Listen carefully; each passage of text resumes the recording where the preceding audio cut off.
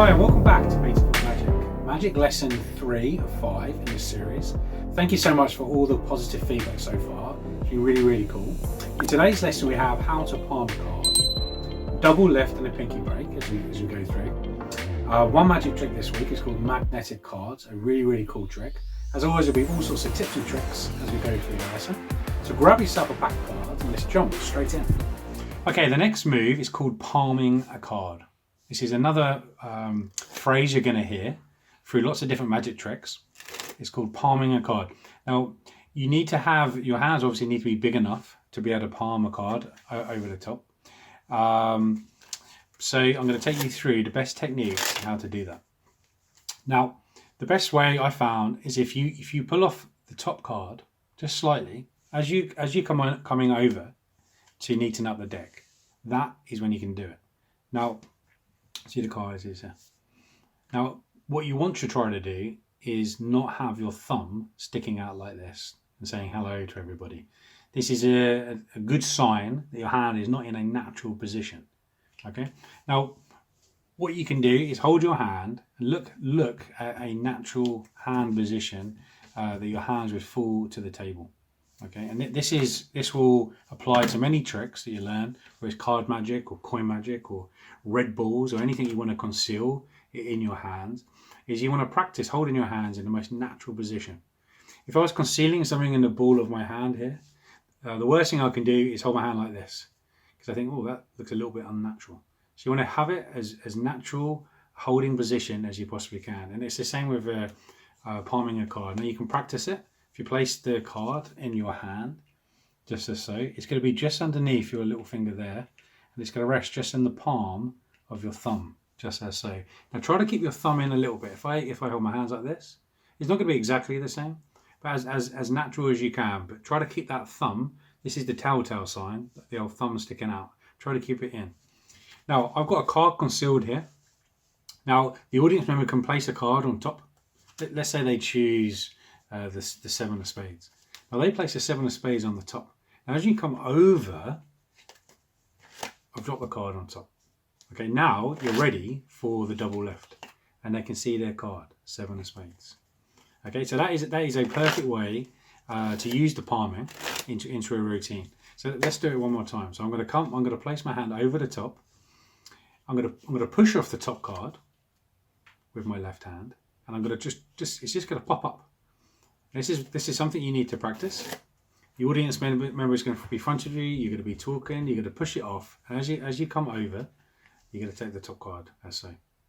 Okay. So let's do it in a routine. So they say, "Can you pick a card?" So they choose a card. They can look at the card.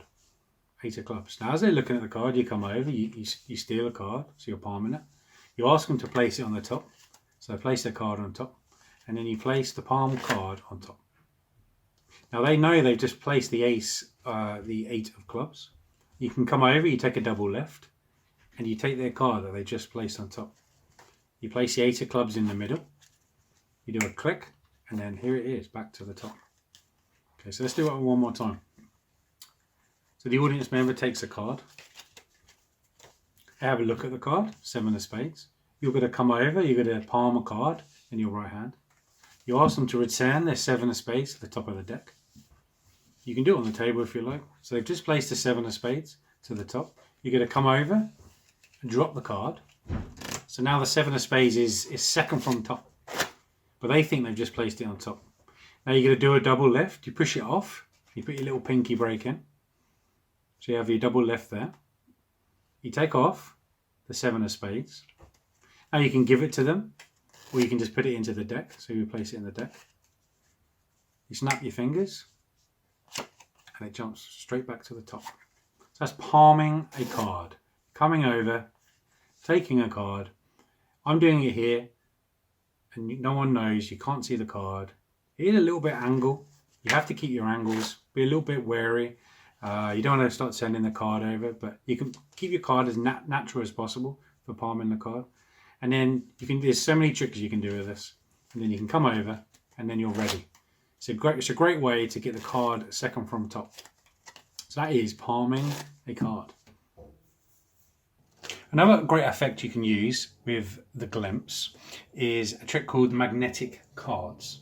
What you need to do is give the pack a shuffle, and you can ask the spectator to cut the cards into two. Okay, then you ask them which pack would you like to use for this trick. So they can have a free choice. Now they're going to take the pack and you're going to take the pack.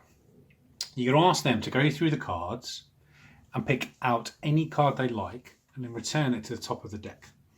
Okay, so if you find it out, they have a free choice. So they can pick the 4 hearts and they can put the 4 hearts on the top of the deck on their pile. Now whilst they're doing this, you're going to pick up your pack and you're going to memorize the bottom card. You take a glimpse of this one. So this is the Ace of Diamonds. Okay, so you're going to go through the pack and you can say, right, I'm going to pick out a card too. Just play with this. It doesn't matter any card, and you say, I'm going to place it on the top, just as you've done. So they've got their card, which is the 4 hearts, and then you can pretend to put a card on top of yours. But actually, you're taking a glimpse of the bottom, which is the Ace of Diamonds. Now you place their cards next to yours and you place it on top. So they know their card is going into the middle of the deck, as so. Now this trick is called the magnetic card routine. Now I think you put your card on the top and they put their card in the middle, just like this. Now you pick it up, you give it a riffle. He said the magnetic forces of the cards are going to meet right in the middle of the deck.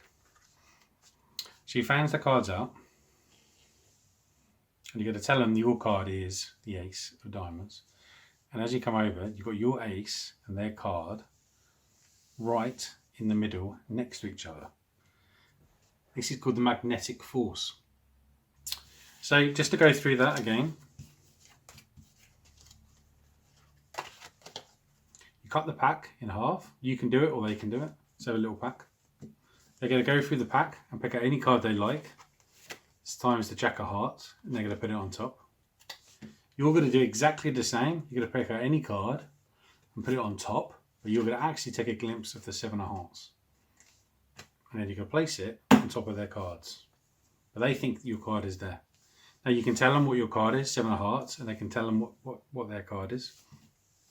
You give it a riffle and a fan, and there the 2 cards will be next to each other in the middle of the deck. So it looks like they both come together. So it's a bit of a cheat. You're not actually putting your card on the top of your half the deck. You're taking a little glimpse on the bottom. But great little effect there. Another use for the glimpse of the bottom of the card. So as they're doing it, you take a little glimpse, put it back on top, and then you fan it out, and it looks like the cards have come together. The magnetic cards.